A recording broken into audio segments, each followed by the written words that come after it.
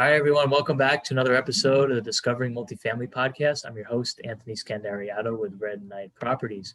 And today we have a special guest here with us. We have Alexander Cruz, who's a partner at CR of Maryland. And today we're going to talk about how Alex and his team are able to handle different types of investment vehicles under one company. So he does a combination of turnkey, combination of buy and hold rentals, flipping, wholesaling.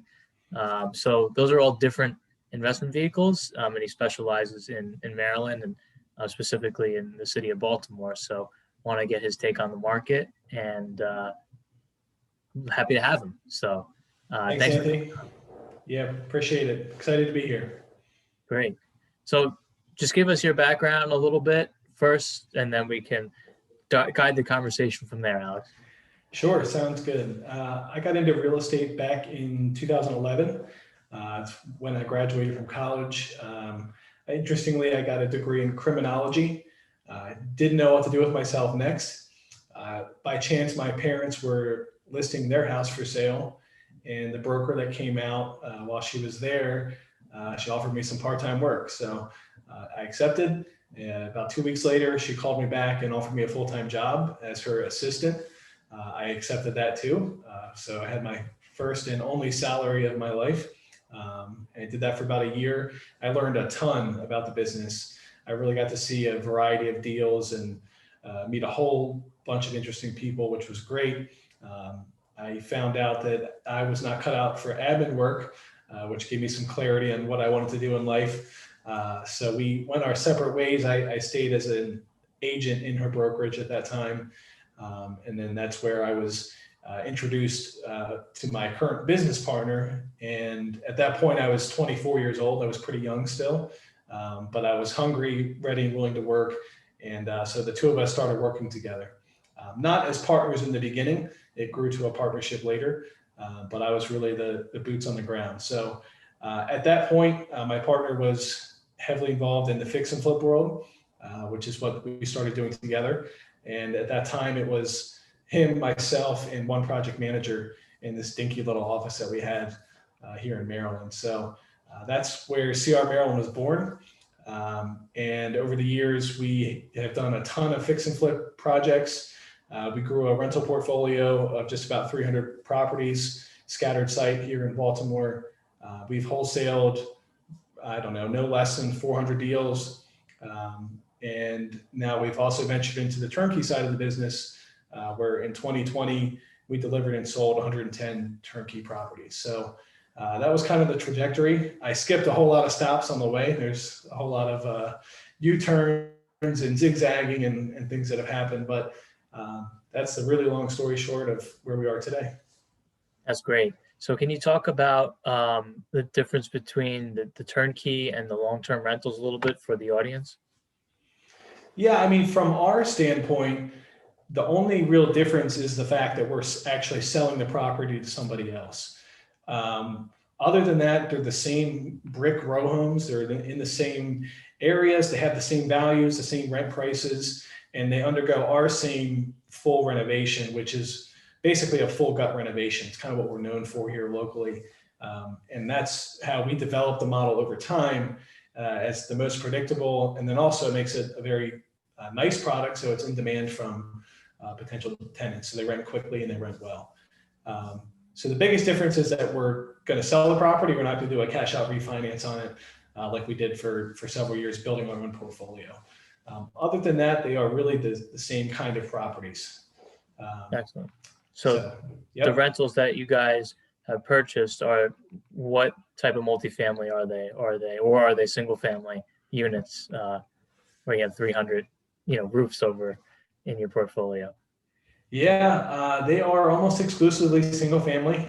We do have, I think, 3 or 4 that are 2 units and maybe 1 that's a 3 unit. But other than that, in our particular market, multifamily is pretty few and far in between. And the ones that are out there, it's such a in-demand product that the prices just have kept climbing over time. So, we explored it, but it just didn't align with our investment model, which was really to do a full renovation to everything that we touch. that with the purchase prices didn't make sense to us. But fortunately, in our market over time, the single family did make sense, and we were able to scale it large enough that the profit numbers were there. Right. So you have your own management company as well? Yeah, it started with just one person, but yes, it's an internal department in our company. And in the beginning, it was a whiteboard. It wasn't even a whiteboard. We actually painted like whiteboard material on this plaster wall, and we would write the property and the certificate and the registration and all the stuff we had to do. But it's grown a lot now. We use software and a bunch of advanced metrics and stuff. And it's a big department now. Company-wide, we're a little bit over 30 people. We just crossed over the 30 mark. So we've been able to grow that department a lot. That's excellent. Yeah, because I was going to ask you how large is the property management specifically that you have 300 Sure. single family homes? Yeah, sure. So property management now, we have 7 full-time maintenance technicians that are overseen by a supervisor. So that's 8 people. We then have 4 people specific that are just in the property management realm, plus 2 leasing agents. So that's another 6 people. We then have a separate accounting office, but they also do handle all of the accounting and finance side of all that rent collected. So let's say it's another 2 people that really fall under that world. Got it. So yeah, you built the infrastructure and team around that. So Yep. you guys for those single family rentals, because I'm very curious, you guys went in, you did a gut renovation, and then you put a tenant in there, and then you refinanced your equity out, and then now you own them basically, hopefully free and clear. And now you have a portfolio free and clear of your equity. But now you have do you have any portfolio loans? Because a lot of those single families are, for my audience, it's called recourse loans, which are personally guaranteed. Do you still have those, when you do a cash out refi, or do you, have you kind of transitioned it to a portfolio model on the lending side at this point?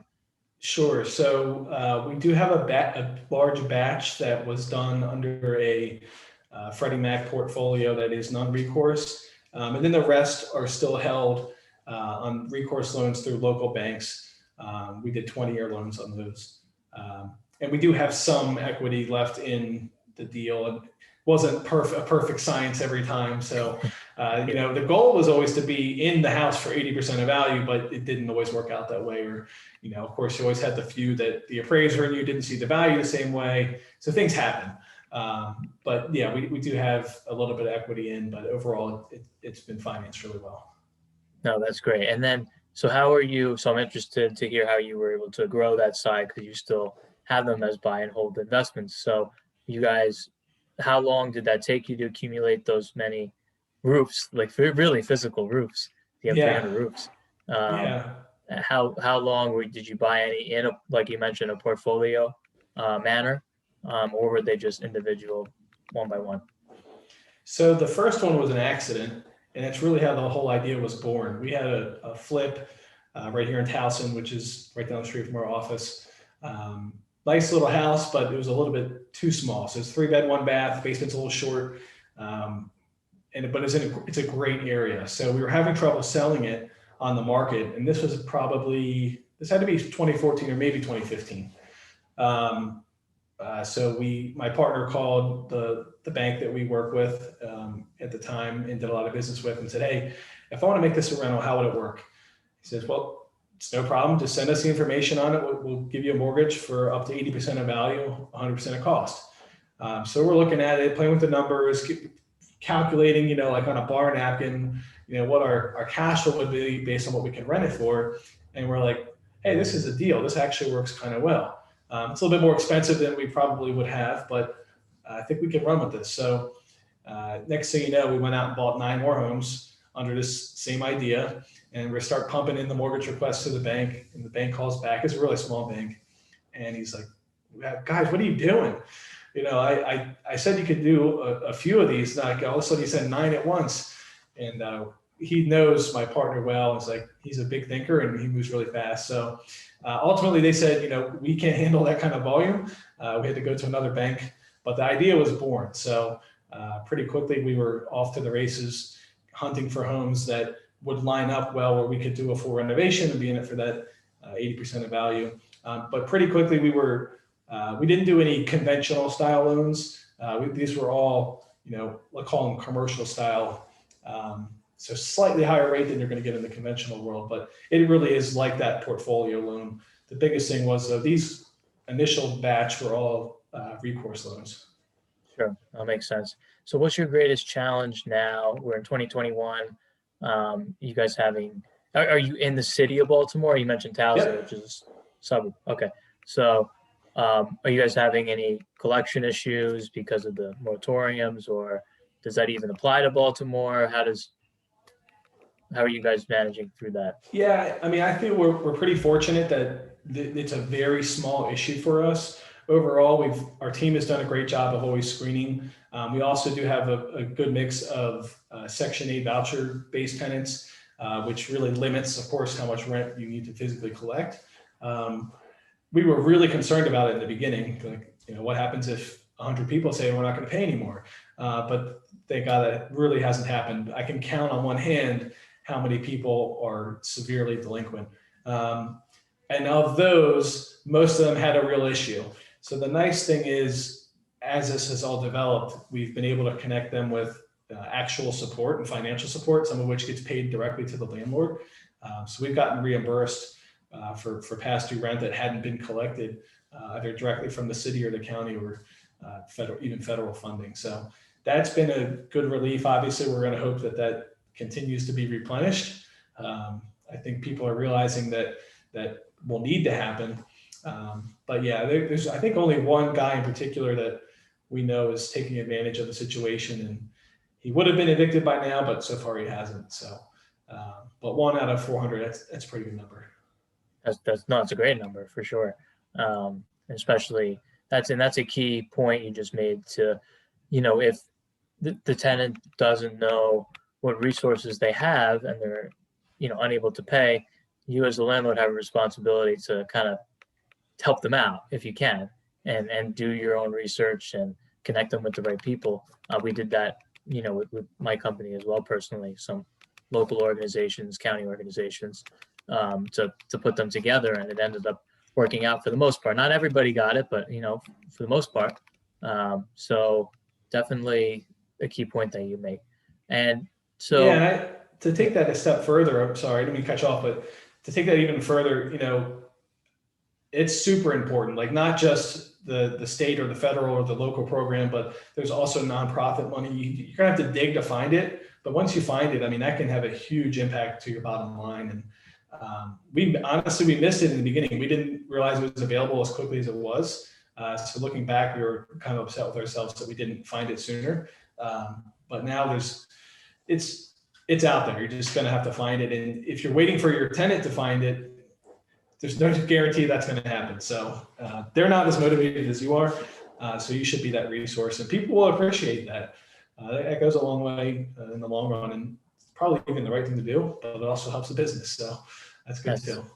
That's for sure. So what are the next steps for your company? Are you looking to expand for 2021? Are you looking to continue to grow your turnkey or your rental portfolio, or a combination of both?